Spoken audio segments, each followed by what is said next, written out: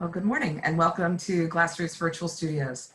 My name is Barbara Heisler and we're so glad to be resuming some of our programming at Glassroots in Newark, New Jersey. I work in the offices at Glassroots, but I really enjoy going down to our Glass Art Studios where we work to ignite and build the cultural and economic vitality of our community through the glass arts with a focus on youth and young adults. While access to our studios is still limited, each week we're bringing activities to you via Facebook, Instagram, and our website. Please be sure to sign up for our email list to get our full week schedule ahead of time by sending your email to info@glassroots.org and follow us on Facebook and Instagram. Glassroots continues to acknowledge what's going on in our communities and our country, and we recommit ourselves to making our art with and for our community in support of social justice, to hold programs that create economic opportunity, and to tell our students that they can be agents of change, to open their eyes to opportunities and to encourage them to rise up and fully embrace their potential. I am delighted today to be welcoming our guest, Ulysses Grant Dietz. Ulysses is a longtime colleague, best known to many of you probably from his work with the Newark Museum. So Ulysses grew up in Syracuse, New York, and he studied French at Yale, and he was trained to be a museum curator at the University of Delaware. And he began his curation career in 1980, and unlike a lot of us that move around, he served his entire professional career at the Newark Museum of Art in Newark, New Jersey. Ulysses lives in suburban New Jersey with his husband of over 40 years and their two grown-up children. And yes, you did hear me say Ulysses Grant Dietz. He is a great-great-grandson of Ulysses S. Grant, and his mother was President Grant's last living great-grandchild. So it is such a delight to have this opportunity to chat with you, Ulysses. You know, you've done talks for us before. A couple of years ago, you did a talk at our Gardens and Glass program at the Van Vleck Museum, and that was so interesting. You talked about pieces of the glass collection in the Newark Museum of Art's collection. And it was a packed house and everyone was just didn't want to get out of their seats when you were done. They were just really enjoyed it. So we appreciate that you continue to support Glassroots and that you're here with us today. Great to be here. It's good to see you again, Barbara. Thank you. I know, it's so good to see people face to face. So we have been running a profile, I guess, this week as part of our Collector's Corner, where we've been highlighting some of your pieces from your your personal glass collection, which is kind of fun. You know, people have been saying how much fun it's been watching people on TV and getting to see what their houses look like. My glass collection. So that was kind of fun that you gave us the opportunity to peek inside of yours. But it made me think about, you know, how people become collectors and who can become collectors and all of those kind of great topics. And I thought we could chat about that for a little bit. Sure. So let me ask you first, what kinds of things do you collect? Well, you know, you're not the first person who's ever asked me this, because kind of every curator, especially a curator of decorative arts, which is what I was at Newark for most of my time, we become curators because I think we're collectors by instinct. And I've always told people that, oh, really what I collected for was the museum. And I know when I talked to Kate on your staff about doing this thing, I said, oh, I really need to talk about things I bought for the museum, because, and then I looked around and I thought, oh, I've really got a house full of stuff, so I must have collected it somehow, one way or another. So that's what sort of inspired me to think about how a collector who collects professionally collects personally, because they're two very different things for me. When I was little in Syracuse, I collected little toy cars, those little, like this big, sometimes this big, the plastic ones, but I mean, literally a couple hundred of them, and I still have them in boxes in the attic. I mean, they were really big for me when I was a child. So that was my first instinct. Also, it displayed my first kind of obsessiveness about collecting and organizing and categorizing and Now, did you paint those cars? huh? Oh, I played with them all the time. Okay. It's not a collection that's mint in box. Sometimes I repainted them. I did terrible things to them. Some of them are pretty pristine, going back to the early 60s. But I had that instinct, and then I always liked things. So, and that was really sort of my transformation from just a college student into a wannabe curator, as I spent the summer working in an old house. Old houses are a great passion. And that made sense at the Ballantine House at the Newark Museum.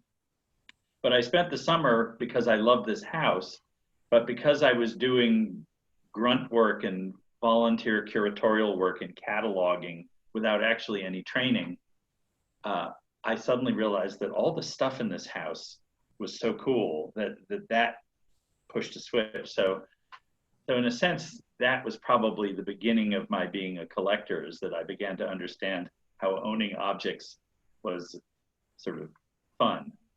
But when I became a curator, I really focused, I thought, and for truth, I mean, I focused my collecting on what the museum needed, because quite honestly, that gave me a bigger budget to work with. And it was really one of the great, I don't even know how to put it, one of the great joys of my whole career, that I had that privilege of collecting and building a museum collection from what was already there and building on it and making it coherent and telling stories. So my own personal collecting is very minor, in the sense that I do buy things, and eBay has been a real lure over the years, but it's really sort of little stuff that I can use that's more pragmatic. Yeah. But still gives me that same pleasure of the feel and the look and the history of an object. So I'm not one that likes to shop. I'm not a shopper. I will do anything not to go into a department store. And, thank goodness this virus has legitimized my desire not to do that. But it's hard to keep me away from a house sale. And not that I go to buy, but I love to see what people collect, because I feel like collections tell stories about people. Oh, yeah. Right? Absolutely. Oh, yeah. So, do you have any collections that tell stories about you? Well, I do. And I mean, again, this is sort of, there's the thing. Well, I actually posted on Facebook the other day that I've decided I have enough forks. And then that sparked a huge response from people, because I posted a picture of 3 forks, all of which I'd bought in the last 2 months on eBay. Because that's what I get this thing. I think about, ooh, I'd like one of those. And I go on eBay, or I just generally search the internet, and I find it and I can buy it. And that kind of instant gratification is very dangerous. And house sales sort of have that appeal, but that means you actually have to get up and go out. And so I've always been lazy. But so I joked about it. And then I heard a lecture. I was on a Zoom lecture all across the country about the Yale University collection, where I know the curators, where I was an undergraduate helper 45 years ago. And by the end of it, I was yearning for another fork based on one that I'd seen in this lecture. So I went and bought one, and it's not here yet. It's coming. But so that sort of thing. I love silver, but that's not all. I mean, it sort of echoes what I collected for the Newark Museum. I love ceramics, but I like things that I can use. So I like dishes. And I've been pretty restrained compared to some of my colleagues who really are serious collectors, but I have managed to fill things. And then of course, I've gotten stuff from my family. And when my brother and I were dividing up my mother's house, it was really interesting to see what he wanted, because he's not a collector. He's a theater person. So what he wanted versus what I wanted. And there were things I was sure he was going to want, but he had no interest and no memory of them. Whereas for me, they were like burned into my memory as a child, that these glasses were special. And sort of, it's that kind of weird thing. So my collection, such as it is, that Gary and I have, is mostly family stuff accumulated, but then salted in with things that we picked up. One of the pieces of glass I posted for your program was a piece that Gary brought me from after a month-long working trip in Denmark and Finland in the very first months that I lived in Maplewood. And I was at my first job, I was 25, and I was suddenly in a house by myself for a month and a half with no friends because I had just moved to Maplewood. And that vase that came from Finland sort of has this incredible power of memory for me. It's also turned out to be a really interesting piece of finished glass. So as a curator, I got all nerdy and looked it up, and so that's what I posted. I posted all the curatorial stuff, but the emotional response to it is really that it was this gift from someplace far away at the end of a long solitude. So that's where it sparked a meaning for me. I moved from my long time about 6 years ago this summer, Really? and you haven't had to do that yet, or No.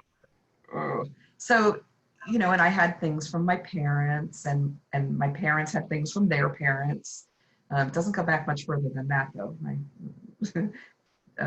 people were in Europe before that, but it was interesting because I had to make decisions. I was downsizing, and I had to make decisions about what I was going to keep and what I was going to get rid of. And it was really difficult. My mother had a pretty extensive glass collection, which meant a lot to her. So I wanted to keep some pieces that I knew were beautiful and meaningful and potentially valuable too, some of them. But then there were other pieces that it was kind of easy for me to let go of. Mm-hmm. But then there were like little things, like I had been collecting these little animals. You know, they were tied to a time in my life. And I realized that I was moving on from that time in my life. And so I kept one or two, but I got rid of the rest. And it's kind of interesting to me that, you know, so they tell a story, but they also tie us to a time, collections. They tie us to a place or to a person or to an event sometimes. And sometimes we want to keep that, and sometimes we want to let go of that. And that's a hard decision. Oh, it is, and I dread it. That's why we decided when the kids were both out of the house that we weren't going to downsize, because we moved into this house young. I was only 30 when we moved into this house, so it's been 35 years. And I am not ready to downsize. So I'm going to wait. And I'm already thinking, because I look around and I went through the house and I said, okay, furniture, what do you really have to take with you? And you know, so I'm beginning to think that's part of, I'm glad I'm retired, because and this pandemic has been great, because I sit here staring at this house day after day, and it allows me to really think about what can I let go when the time comes. But yeah, well, I don't know, you can't see behind me here. There's these jars. There's 1, 2, 3, 4 jars here. And these jars are filled with buttons. Oh, buttons. But not just any buttons. My grandfather was a suit maker. So some of those buttons are from suits that he made for my mother. Wow. And my grandmother. And others, I remember there were the extra buttons that came with outfits that I remember my mother had or that I had as a child. So they're not buttons that I kind of go into and use right now. But sometimes they were in a can, they were in a tin. I opened up the tin and I said, and the buttons, so it doesn't have to be something expensive and valuable, right? I mean, this collection of interesting buttons kind of brought back a flood of memories for me. And there's crystal buttons and there's wooden buttons, and of course now I have them organized. There were a lot of great buttons in the past too, yeah. So I imagine that I'm wondering what story people will think that tells about me at some point in my life. So can anyone be a collector? Oh yeah, and I think, I mean, see, this is, and I thought a lot about this, because part of what I always did as a curator was to appeal, or at least what I thought what I was doing was appealing to that sort of collector instinct that the idea that, how do I put it, that when you see things in museums, you're sort of collecting them. And some museums have actually developed that into kind of virtual programming, that you can go through a museum, and the Cooper Hewitt did this, that you sort of make a collection and then they email you the collection. So you have pictures of everything you liked best. I'm not sure how that works with big crowds, and Lord knows in the future, interactive stuff will be tricky. But I do think, I think we collect experiences, and not everybody is material. Not everybody cares about things so much, but looking at things is a way to collect things. So, you know, I do that when I'm going through my various crazy Facebook groups. Someone will post a picture of a piece of jewelry, and I'll be able to say, oh, I've held that in my hands. I know the dealer who had that, and I looked at that and I've held it. And it's like, and that's sort of like, it's like you, so I've collected that even though it isn't mine and couldn't ever be mine. And because that kind of, now, so that's an object person, but experiences, people, that's why people crowd in to see the Mona Lisa, which really is frankly the least interesting thing in that wing of the Louvre as far as I'm concerned, because we took our kids there and it was like mobbed, and they were little, they were like 5 and 6. But I thought they were collecting that piece because that's what you do. You see something famous in person, even though this is a world where we can look at anything, literally anything, anywhere, anytime. Seeing it in person really makes a difference. So for non-material people, that kind of collecting is experiential and visual. And you're right, it creates memories, because it's a memory of, I went here, I was with this person. I'm still very, very much a materialist, and I'm not, you know, I don't care about gadgets or fancy clothes necessarily. Our daughter is a clothes person. I mean, that's what she does for a living. But so collecting things she can wear is, she collects way more thoughtfully than I do. And she's been collecting while she's been on lockdown and working at home. She'll buy things online, and so I really think anybody can be a collector, because if you're, and even if it's a small collection, but children, we came back from a vacation once with the kids, and they had been picking up shells on the beach, and we ended up trying to go through security with like 9 pounds of reeking shells. We were in Costa Rica, I think, and we had to make the kids throw away all but like 5 shells each.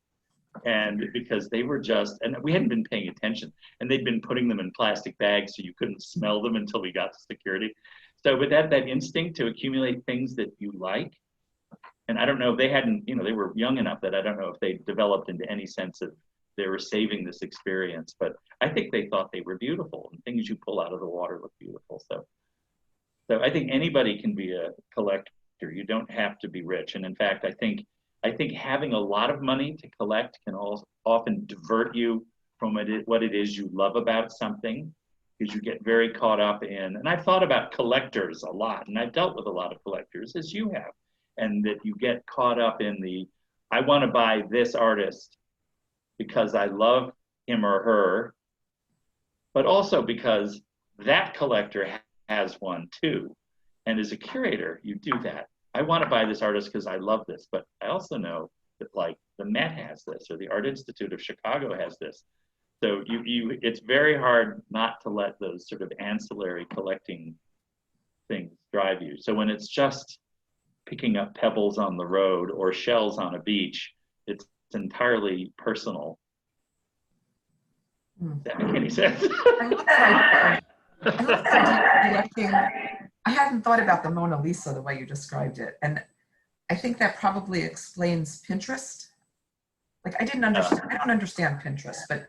And I don't either, because there's no information and it drives me crazy. Yeah, but as you're saying it, I understand it a little bit more. Right. That's somebody's collection. Yeah. And they're organizing it, and it means something to them. And it's actually, if you think about it, if it's a purely personal thing, Pinterest is great, because the what do you call them? The board owner, or your page, or your files, that means something to you, but it's not always useful because I will find Pinterest pages when I'm Googling, trying to find something, but it won't tell me what it is I'm looking at or where it came from. And that makes me nuts. There's the curator in me. I need to know the answers to all the questions. So I get that. Maybe I'm a curator too. So say I wanted to be a serious collector, right? Like I decide that I love Steuben glass and I want to, I don't know why I just thought of that. That's all right, that's apt. It just popped into my brain. And you know, I've seen some pieces online and I saw some pieces in a museum and I want to collect. I decided that I have a little bit of money and I want to start collecting. What would I do? How would I even start thinking about doing that? Oh, that's one of those questions that a lot of people have spent a lot of time talking about, and everybody has an opinion, especially a collector. But I mean, Steuben glass, you know, this is a great time. You know, part of what the curatorial world has been interested in is that, of course, the auction market, the market in things has tanked. Not for everything, because those of us who watch auctions are thriving, but the prices have sunk. And Steuben specifically, I mean, one of the things I posted there, which are 1940 Steuben, that martini glass that was my parents, and I gave one to the Newark Museum because it was dated 1945, my parents' wedding, and I love that because for years I had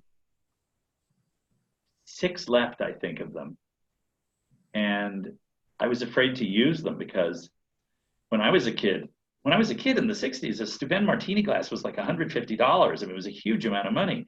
And now you can buy them for less than that. You can buy, and so I realized if I break one, I can just go buy another one now, and it's just as cheap as going to a department store and buying something. So the tanked market has opened up collecting. And Steuben glass, the early Steuben glass that we have the big display of at the museum now, the Carter period, Right. all of that is way lower than it used to be. So it's now accessible to people in a way. So the real way to start collecting, though, is eventually you need to read and learn. But first, buy something you really love. And I follow a lot of collector groups on Facebook because I'm just interested in what they say. And these people give a lot of thought to what they love, what they want, what is beautiful to them. And I find I don't need to step in like a curator and say, you know, museums don't think very much of that, because I realize that this is just joy for them. And a lot of it is pretty affordable. And so that's sort of the way I think about glass now. This is a great time to collect almost anything except, I guess, Rembrandts. Somebody just bought a tiny Rembrandt for $18 million. So not a good time to start buying Rembrandts. But if you want to buy most decorative arts objects, you can poke around and look, find what you like, what makes your heart beat faster. And then also figure out your budget, though, because that's what I always did. I'm a cheapskate personally when I collect. I really, you know, there were years when I would not buy anything that cost more than $50 because I was such a cheapskate. And then the challenge was finding something I liked for $50. So I think you can really, and it depends. I mean, if you decide you want to collect Tiffany glass, even that's gotten cheaper, but you're going to have to fork out a lot of money for Tiffany glass. But Steuben and the beautiful early colored Steuben by Frederick Carter is, if you set up a budget and set up yourself, maybe I'll only buy 2 pieces a year. So what am I going to buy? Some collectors get very impulsive though. I gotta have this, I gotta have this. So they just buy. I'm a little like that. And that's why I stay cheap, because you can never regret something that wasn't too expensive. But I think, and then ultimately, I think if you want to collect some kind of thing about which books have been written, then you need to start reading the books and figure out what you've got.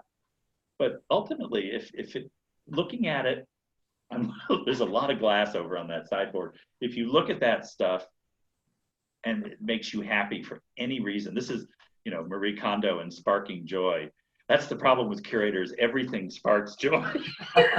Virtually everything. You can walk into a room full of nonsense and we'll be happy for a while. So, but I think that's sort of the real answer. Collecting is not, it can be a skill if you get into the high stakes stuff.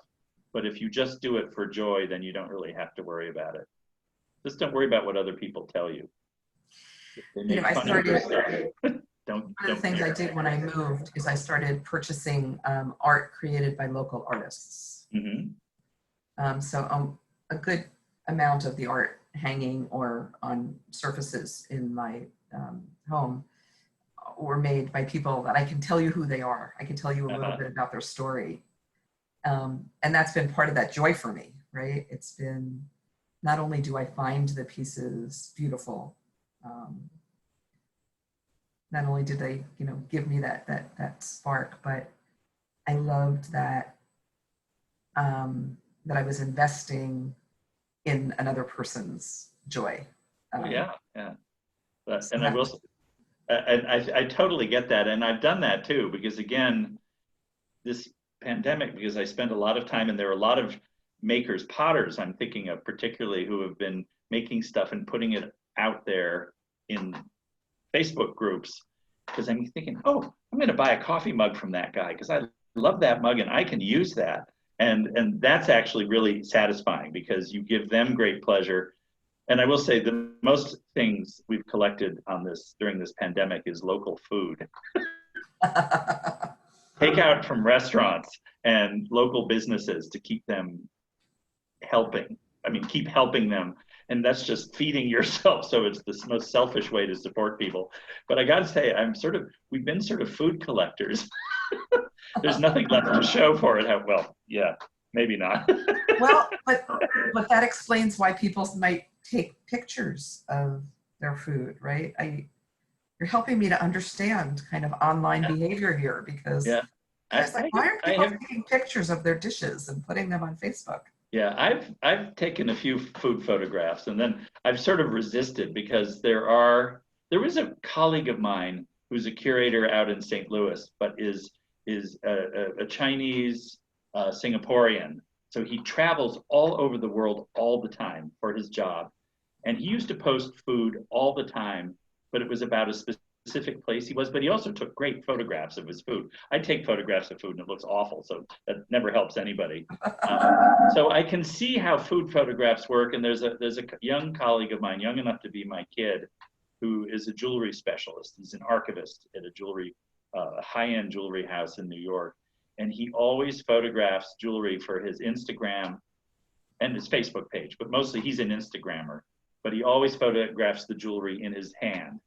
So his hand has become his identity on Instagram, and they're beautiful photographs. They're the most, and that's become kind of that's the way he collects, because no matter who you're an archivist for, you don't get paid enough to collect whatever it is you're archiving. So he has this collection in his Instagram, which is always explained because he's curatorial that way. So I hadn't thought about that, but food pictures of places. And I realize that's something I feel very sort of hesitant about, because it feels very privileged to be able to photograph places you travel to. But on the other hand, I do know that some people love seeing those pictures because they don't think they'll ever go there. And this is a way to get a vicarious thrill. So, and that's sort of the way it is with collecting, I think, is that, if people have, just a room full of stuff doesn't mean anything. But if the person who owns it can tell you the stories and you can feel that joy from them, that actually gives you pleasure too, as opposed to, oh, I'm rich and I bought this. That doesn't give anybody pleasure except the speaker. But if it's, I bought this because I love this artist, and they have incredible technique, and I think it's so beautiful. If you can translate that to someone, then your collection can become somebody else's pleasure too. I guess that's what curators do. Well, and I was going to say that, as a longtime member of the Newark Museum of Art, I appreciated that you collected for me, right? Because that's kind of like, you might have thought you were doing it for you, but as a member, I knew you were really doing it for me. Well, yeah, and I guess I was. I mean, I was collecting for the museum, which was for the big picture, but I also I did collect with an eye to, I made mistakes this way, and not that they were mistakes, they were bad objects, but I bought things for reasons that were so internally curatorial that I realized that it was going to be a pretty esoteric visitor who was going to care. But if I bought something thinking how will the visitor respond to this? Or the visitor will love this because this is a great story. Then I know I've got something that echoes with the visitor as much as with me. Well, that's great. Well, as always, Ulysses, you've been incredibly generous with your time and your thoughts, and it's really fun to talk with you. Hang on a second, I have to do our little closing. Okay. Which means I need to minimize the screen. So, you know what I'm hoping though, before I say our little script piece here, is that if people watch this, this will be posted on our Facebook and our Instagram page. And I would love for people to write in the comments what they collect. It would be fun to hear from our viewers what they collect or what they would collect if they don't currently collect anything. So we're really glad that we can provide these virtual studios free of charge for our students and for our larger community. Of course, for those watching, if you're able to make a gift to support our ongoing operations, we invite you to make a donation online at glassroots.org/donate. We encourage you to visit our website to learn more about Glassroots at Home programs and those programs we're offering on site in our studios, albeit somewhat still limited. You can also purchase products made during our virtual programs and other beautiful art in our online gift shop. Maybe you'll want to start collecting a Richard Paz, for example.